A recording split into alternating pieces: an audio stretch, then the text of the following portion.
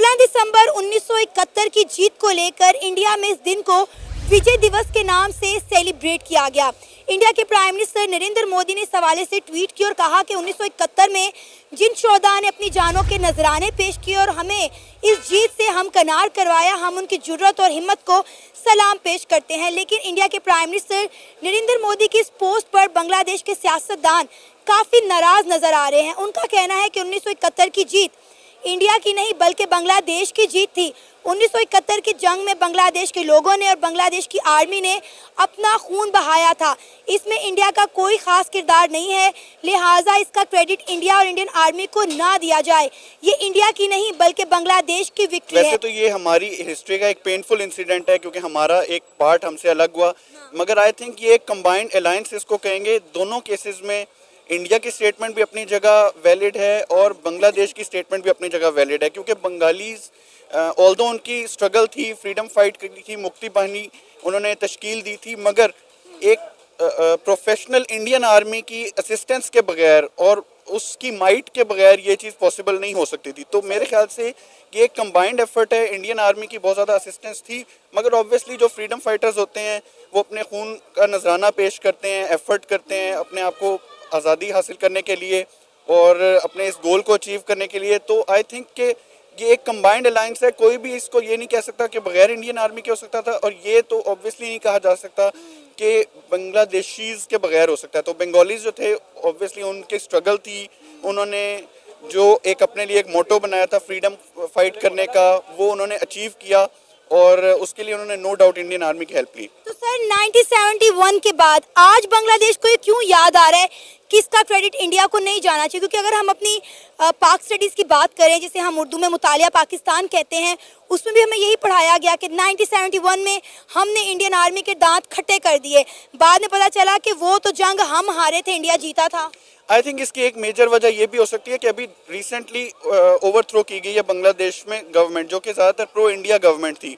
मुजीबुर रहमान की साहबजादी की गवर्नमेंट थी और ऑब्वियसली मुजीबुर रहमान ने इंडिया के साथ बहुत ज़्यादा हेल्प ली थी, और इसी तरह से हसीना वाजिद भी उसी तरफ चल रही थी, उन्हीं लाइंस पर चल रही थी। तो आई थिंक जो ये गवर्नमेंट चेंज हुई है, ओवरथ्रो की गई है, एक अपहीवल हुआ है बांग्लादेश में, उसके बाद जो नई जो गवर्नमेंट आई है या जो नए रूलर्स आए हैं, उन्होंने अपना माइंडसेट ये बनाया है कि हम इस चीज़ से अवे होंगे, इस चीज़ को रेजिस्ट करेंगे कि हमें क्रेडिट नहीं दिया जा रहा। वो ये सोच रहे हैं शायद कि हमसे क्रेडिट स्टील करके तो सारा दूसरी साइड को दिया जा रहा है, और चूंकि वो गवर्नमेंट चेंज हुई है तो अब वो खुद की साइड पे एक अपना एक स्टांस चेंज कर रहे हैं, अपने आप को भी ड्यू क्रेडिट दिलवाना चाह रहे हैं, और यही मेजर वजह है उनके स्टांस को कंप्लीट शिफ्ट करना। जय हिंद साथियों, बांग्लादेश के इतिहास में आज से पहले बांग्लादेश ने कभी ये नहीं कहा कि भारत के वजह से हम नहीं, हमने अपना खून पसीना बहाकर हम किसी भी तरीके से पाकिस्तान से आज़ाद हुए थे। ये भूल गए भारत के द्वारा किया गए परेशान से।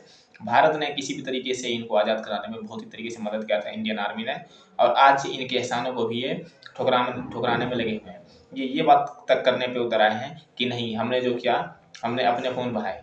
हाँ, बहाए थे इन्होंने खून, जब पाकिस्तान की 91,000 आर्मी बांग्लादेश के अंदर घुस चुकी थी उस समय, और इनके बच्चे महिलाओं सबको बुरी तरीके से मारा जा रहा था, रेप किया जा रहा था, तब ये कुछ कर नहीं पाए थे। उस समय इंडियन आर्मी ने आकर इंडिया के 91 पाकिस्तान के 91,000 आर्मियों को हराया। उसके बाद उनको घुटने टिकवाए, उनसे साइन करवाए, फोटो खिंचवाए, और अभी जो है इस समय बांग्लादेश पता नहीं हो क्या गया। इनके जो इस समय तत्कालीन सरकार है वो किसी भी तरीके से ये अब जो है इतिहास ही बदलने के ऊपर तुल चुके हैं। देखिए सर, हम ये बात नहीं भूल सकते कि 1971 के बाद बांग्लादेश में जितनी डेवलपमेंट हुई है उसमें इंडिया का बहुत अहम रोल रहा है। इवन कि उस जंग में भी फिर आज बांग्लादेश किस तरह कह सकता है कि ये इंडिया की नहीं बल्कि हमारी विक्ट्री है? Bangladesh again as I said के गवर्नमेंट चेंज होती है तो स्टांस चेंज होता है, और आई थिंक उनके इंटरनल मैटर्स के हवाले से शायद उन्होंने ये रियलाइज़ किया है कि हमें इस चीज़ का क्रेडिट मिलना चाहिए। शायद हिस्ट्री बुक्स में बहुत ज़्यादा शो किया गया है कि इंडिया की वजह से हुआ है। इंडियन हिस्टोरियंस ने, बहुत सारे लोगों ने, इंडियन गवर्नमेंट ने भी इस चीज़ को बहुत ज़्यादा हाईलाइट किया है कि हमने पाकिस्तान को शिकस्त दी है, और चूंकि पाकिस्तान उनका आर्च राइवल है तो और ज़्यादा उसको उन्होंने मंजर-ए-आम पे लाने की कोशिश की है। शायद अब बांग्लादेश में लोगों को ये रियलाइजेशन हुई है कि मे बी उन्होंने जो ब्लड शेड देखा है, जो उन्होंने सेक्रीफाइसेस दिए हैं, उनको ड्यू क्रेडिट नहीं दिया जा रहा, और इस वजह से अब उन्होंने इस चीज़ को रियलाइज़ करने के बाद इंश्योर करने की कोशिश की है कि हमें भी वो ड्यू क्रेडिट दिया जाए, हमारी जो कंट्रीब्यूशन है, जो मेजर कंट्रीब्यूशन है, उसको तस्लीम किया जाए। ऑल्दो हम एक प्रोफेशनल आर्मी नहीं थे, हमने असिस्टेंस ली है, हेल्प ली है, लेकिन हमारा जो क्रेडिट है वो हमें ही मिलना चाहिए। सर, आपको क्या लगता है कि बांग्लादेश अब जिस तरह से इंडिया को आंखें दिखा रहा है, क्या ये इस हालत में है कि किसी मुल्क की सपोर्ट के बगैर, 1971 में तो इंडिया की सपोर्ट थी ना इन्हें पाकिस्तान के मुखालिफ में, तो चले ये मशरकी पाकिस्तान से बांग्लादेश बन गया। अब बांग्लादेश जिस तरह इंडिया को आंखें दिखा रहा है, इंडिया के साथ लड़ रहा है, उनके बॉर्डर पर ड्रोन लगा रहा है, आपको लगता है कि बांग्लादेश हालत में है कि इंडिया के साथ कोई भी जंग अफोर्ड कर सके? नहीं, जंग नहीं अफोर्ड कर सकते। एक्चुअली अब जो सिचुएशन आ चुकी है, इंडिया के साथ जंग जो है ना वो अफोर्ड तो आउट ऑफ क्वेश्चन है। बट अब फॉरेन पॉलिसी में बहुत सारी चीज़ें डिसाइड की जाती हैं कि हमने किस तरह से अपने आप को प्रोजेक्ट करना है, किस तरह से हमने अपने आप को ऊपर लेकर आना है, किस तरह से हमने दुनिया में अपना एक नाम बनवाना है।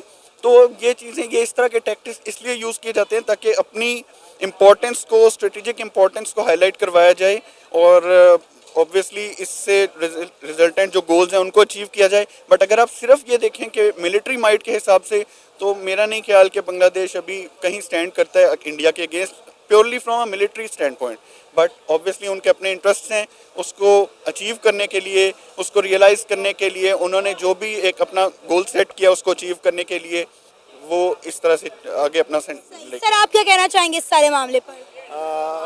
फर्स्ट ऑफ ऑल मेरे ख्याल में इंटरनेशनल रिलेशन में देयर इज़ नो परमानेंट फू और एलाई। सो ये सिचुएशन डिपेंडेंट होती है चीज़ें। आपकी जो फॉरेन पॉलिसी बनती है या जो डिप्लोमेसी होती है वो डिपेंड करती हैं कि आपके नेशनल इंटरेस्ट पे, आपके नेशनल इंटरेस्ट के बेस पे आपकी पॉलिसी बनती है। अभी अगर जिस तरीके से मेरे कोलीग ने बात की थी, अगर हम इस चीज़ को ले लें तो फर्स्ट ऑफ ऑल गवर्नमेंट थी प्रो इंडियन।